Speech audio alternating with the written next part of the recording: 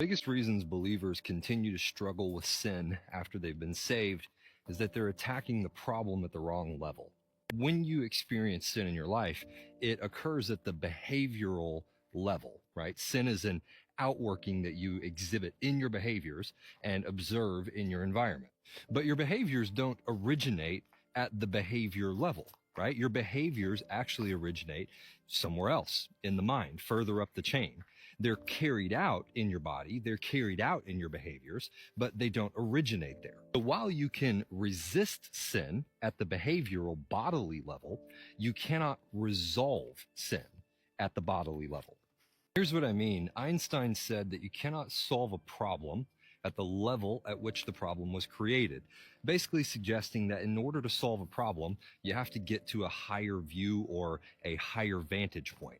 So the question is, where is sin originating and how do we target its origin point? So to explain this, I'm going to borrow a framework from psychology, and then I'll show you how that framework maps directly to Scripture. So the framework goes like this. Basically, we have this thing called levels of consciousness. And the good way to think about it is we as human beings are a consciousness experiencing the world through our body, right? And that's biblical as well, right? We are not this flesh, we are born again.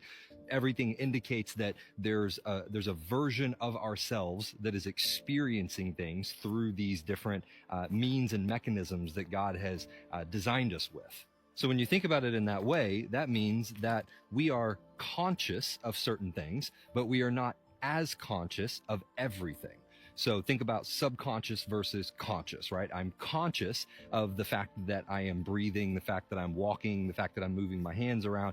I am not conscious of all of the individual mechanisms and things that are going on in my body to allow me to keep breathing.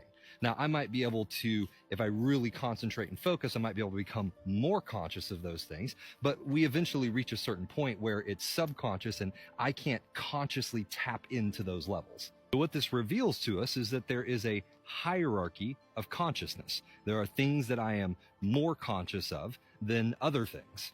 The framework I like to use breaks it down like this. You are most conscious of your environment. So this tree right here, this would be considered my environment. The air around me, everything around me in this moment is my environment. I am most conscious of my environment. I am second most conscious, so we're moving deeper into the subconscious. So we're moving from the most conscious, right, active consciousness, and we're moving deeper now into the subconscious. So I am now more conscious of my environment. I am conscious of my behaviors, but not as conscious of my behaviors as I am of my environment. For example, I am conscious of me moving my hand around like this. I am not entirely conscious of all of the mechanisms that go into moving my hand around like this. So I'm conscious of my behaviors, but I'm not as conscious of my behaviors as I am of my environment. Now, the next layer of consciousness